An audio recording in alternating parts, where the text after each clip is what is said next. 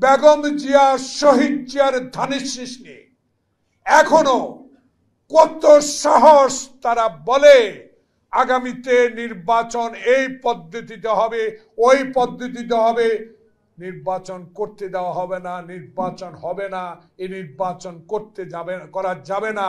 এইসব কথা এরশাদও একদিন বলেছে, হাসিনাও বলেছে।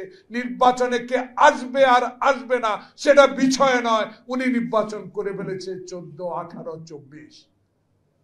কিন্তু আজকে যারা বলেন, একটি কথা মনে রাখবেন, পাথর কিন্তু নিজের ওজনে ডুবে যায়।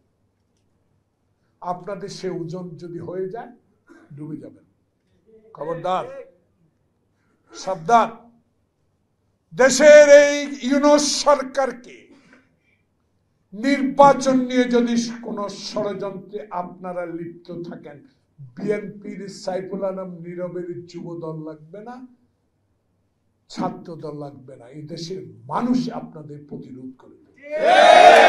কারণ একটি, যে হাসিনা আয়নাঘর তৈরি করে চৌধুরী আলম, ইলিয়াসের মতো লোককে গুম করেছে, হাজার হাজার ছাত্র দল, বিএনপি, যুব দল, মহিলা দলের নেতা কর্মীকে মাসের পর মাস আয়নাঘরে রেখে নির্যাতন করেছে, যে লক্ষ লক্ষ রাজনৈতিক নেতা কর্মী তারেক রহমানের নির্দেশে আত্মসমর্পণ না করে হাঁটু পানিতে দাঁড়িয়ে রাত কাটিয়েছে, কবরস্থানে ঘুমিয়েছে, তাদের কথা যারা এখন নির্বাচনের বিরুদ্ধে বলেন, চিন্তা করে কথা বলবেন। বহু আকাঙ্ক্ষার এই নির্বাচন। তার নেতা তারেক রহমানকে দোতলা থেকে ফেলে মেরুদণ্ড ভেঙে দিয়েছেন, বেগম জিয়াকে করেছেন, রাখে আল্লাহ মারে কে। সেই তারেক রহমান কিন্তু মাথা নত করেন। আপনারা অনেক কথা বলেছেন, কবর নিয়ে যাবেন, বিএনপিকে পাকিস্তান পাঠিয়ে দিবেন, পুটলি বেঁধে খালেদা জিয়াকে পাকিস্তান পাঠিয়ে দিবেন।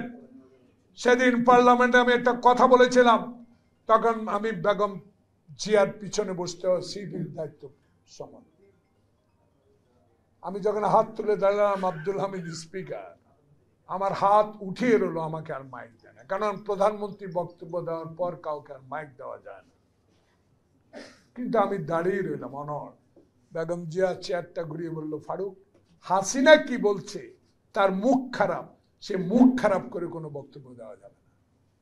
প্রিয় বন্ধুগণ, সেই শেখ হাসিনা, বেগম জিয়া, শহীদ জিয়া, তারেক জিয়া, তার পরিবার, তার বাড়ি থেকে উচ্ছেদ, তাকে এক কাপড় দিয়ে বের করে দেওয়া, গুলশান অফিসে আটকে রাখা, গুলশান বাসায় আটকে রাখা, সব কিছু করেছেন।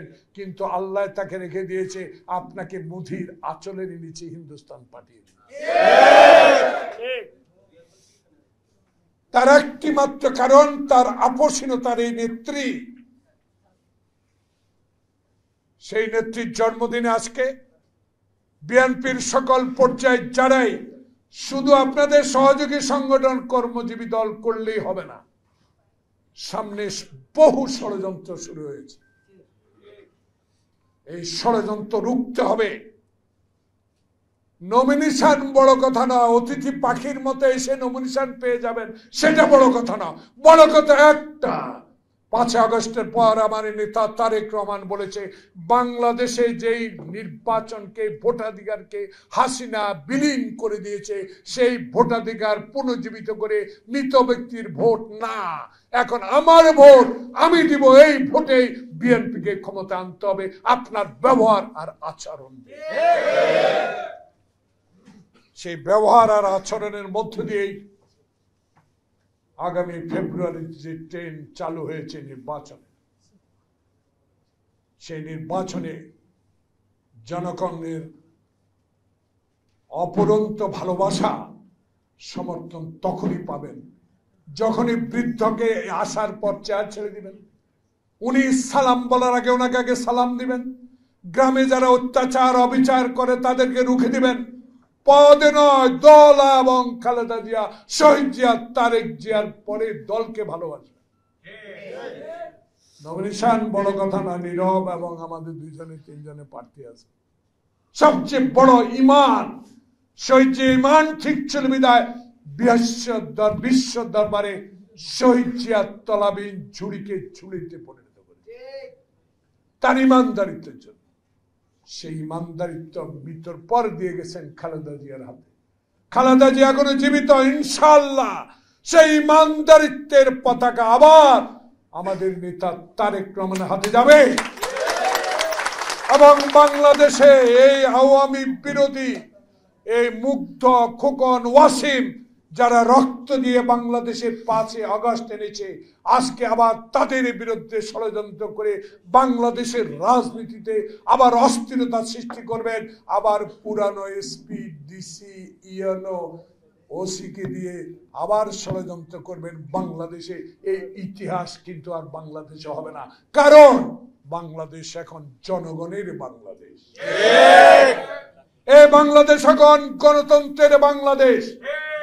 এই গণতন্ত্র এখন আর হাসিনার বাংলাদেশ নয়, হাসিনার গণতন্ত্র নয়। এখন আর বিচারকের আদালতে লাথি মারা হবে না, এখন হাইকোর্টের সামনে আর ময়লা ফেলানো হবে না, এখন হবে বিচার স্বচ্ছ। আমার ভোট আমি দেব, আমার এই ভোটের জন্য আমি আত্মহতি দিয়েছি। এই ভোটকে অধিকার ফিরিয়ে জন্য আমি 16টি বছর অপেক্ষা করছি। এই 16 বছর আগে যারা 71-এর স্বাধীনতা বিরোধী ছিল, আবার তারা যদি ষড়যন্ত্র করে আমার এই ভোটাধিকার হরণ করতে চায়, দায় দায়িত্ব আপনাদের উপরে যাবে। আমাদের কোনো দায় দায়িত্ব দিতে পারবেন না। আমরা লড়াই করে যাব। এই লড়াইয়ে আমরা জিতেছি, এই লড়াইয়ে টিকে থেকেছি, এই লড়াইয়ে আমরা আত্মহত্যা দিয়েছি। সেই লড়াইয়ে ইনশাআল্লাহ তারেক রহমান বাংলাদেশে আসবে জনগণের ভোটে। যদি জনগণ চায়, যদি শাহাবুদ্দিনের মতো একটি নির্বাচনের দেশে হয়, আল্লাহ ছাড়া কেউ রুখতে পারবে না ধানের শীষ। তাই যতই পিআর বলেন, যতই ডিআর বলেন, যতই ইভিএম বলেন, কিছুই টিকে নাই এই দেশে। ক্ষমতায় ছিলেন, লুট করেছেন, একটি প্রতিবেদী দেশকে সমস্ত কিছু দিয়ে দিয়েছেন। ভালোবাসা তো দিলেন, এই নিজে এখন ভালোবাসতে চলে গেলেন। এই ভালোবাসার কোনো কাজ হবে না। ভালোবাসা করেন, ওখানেই থাকেন, উস্কানি আর দিয়েন না। উস্কানি রুখার ষড়যন্ত্রে যদি আপনি থাকেন, বাংলাদেশের মানুষ প্রস্তুত আছে। তাই আজকে 81তম দেশ নেত্রী বেগম খালেদা জিয়ার জন্য সবাই দোয়া করি, এবং বাংলাদেশে অচিরেই যেন যে শাহাবুদ্দিন রশিদানি একজন পুলিশ দিয়ে নির্বাচন করতে পেরেছে, সেই মতো একটি নির্বাচন করে ডক্টর ইউনূস আপনি ইতিহাসের পাতায় লেখা থাকবেন। যদি তাই না করতে পারেন, ইতিহাসের কলঙ্কে আপনার নাম লেখা হয়ে যাবে।